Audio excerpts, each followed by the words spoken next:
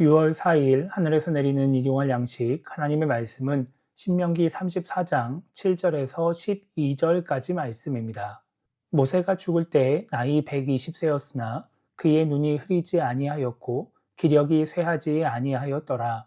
이스라엘 자손이 모압 평지에서 모세를 위하여 애곡하는 기간이 끝나도록 모세를 위하여 30일을 애곡하니라. 모세가 눈의 아들 여호수아에게 안수하였으므로 그에게 지혜의 영이 충만하니 이스라엘 자손이 여호와께서 모세에게 명령하신 대로 여호수아의 말을 순종하였더라. 그 후에는 이스라엘에 모세와 같은 선지자가 일어나지 못하였나니 모세는 여호와께서 대면하여 아시던 자요 여호와께서 그를 애굽 땅에 보내사 바로와 그의 모든 신하와 그의 온 땅의 모든 이적과 기사와 모든 큰 권능과 위엄을 행하게 하심에 온 이스라엘의 목전에서 그것을 행한 자이더라. 아멘. 오늘 우리가 읽은 말씀은 모세가 죽은 이후의 모습을 기록하고 있습니다. 어제 우리가 살펴본 것처럼 모세는 모압 땅에서 죽음을 맞이합니다. 그리고 8절은 이스라엘 자손들이 모세를 위해 30일을 애곡했다라고 말씀합니다. 이스라엘 자손들은 그렇게 30일을 애곡하며 모세의 장례를 마칩니다. 그리고 이제 새로운 지도자인 여호수아를 따라야 합니다. 이스라엘 자손들이 이 새로운 지도자인 여호수아에게 어떻게 행동했을까요? 9절은 이스라엘 자손이 여호수아의 말을 순종하였다라고 말씀합니다. 그런데 그냥 순종했다고만 하지 않고 이렇게 말씀합니다. 모세가 눈의 아들 여호수아에게 안수하였으므로 그에게 지혜의 영이 충만하니 이스라엘 자손이 여호와께서 모세에게 명령하신 대로 여호수아의 말을 순종하였더라 이렇게 말씀합니다. 여기서 안수했다라고 하는 것은 그저 머리에 손을 얹고 기도했다는 말이 아닙니다. 안수라고 하는 말은 세운다라고 하는 뜻을 가지고 있습니다. 그러니까 모세가 여호수아를 지도자로 세웠다라고 하는 것입니다.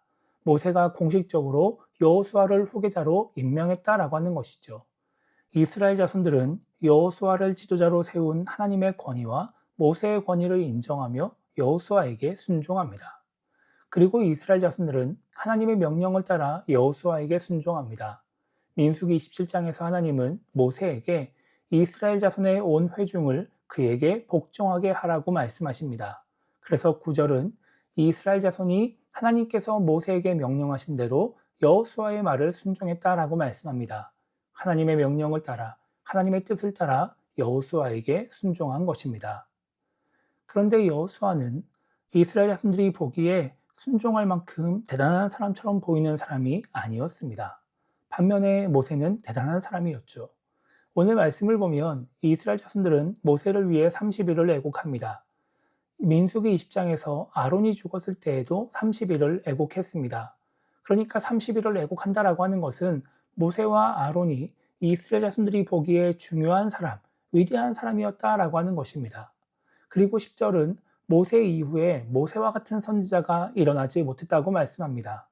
모세는 하나님과 대면하는 사람이었고 애굽의 바로와 신하들 앞에서 그리고 이스라엘 자손들 앞에서 하나님의 이적과 기사와 권능과 위엄을 행하는 사람이었다라고 말씀하고 있습니다. 당대의 가장 위대한 사람이 아니라 이스라엘 역사적으로 위대한 사람이었다라고 하는 것이죠. 여호수아가 모세와 오랫동안 함께했지만 모세만큼 능력이 뛰어난 사람이라고 모세만큼 위대한 사람이라고 말할 수 없습니다. 그래서 이스라엘 자손들이 보기에 여호수아는 모세와 비교가 되었을 것입니다. 그리고 비교가 되는 만큼 여호수아의 부족함이 보였을 수도 있고 그 부족함은 여호수아에게 순종하지 않을 이유가 되었을 수도 있습니다. 그런데 이스라엘 자손들은 여호수아에게 순종합니다. 여호수아가 어떤 사람이냐에 상관없이 어떤 능력을 가졌느냐에 상관없이 하나님 때문에 여호수아에게 순종하는 것입니다. 이것이 바로 순종입니다. 우리에게는 이성이 있기 때문에 내 눈에 보이는 것들을 가지고 생각하고 판단할 수 있습니다. 우리에게 주어진 하나님의 말씀과 하나님의 뜻이 있어도 어떤 것이 나에게 유익한지, 어떤 것이 나에게 더 옳은지 생각할 능력이 있는 것입니다. 그럴 때 하나님의 말씀과 뜻이 아니라 내 생각과 판단이 옳다고 여긴다라고 한다면 우리는 순종하는 신앙인이 될 수 없습니다. 내 생각이 있지만, 나도 판단할 수 있지만, 그래서 내가 생각하는 게 더 맞다고 생각될 수 있지만, 하나님의 말씀을, 하나님의 뜻을 따르려고 해야 하는 것입니다. 그래야 순종하는 신앙인이 될 수 있습니다. 그래야 그 순종을 통해 주시는 하나님의 은혜를 누릴 수 있는 것입니다.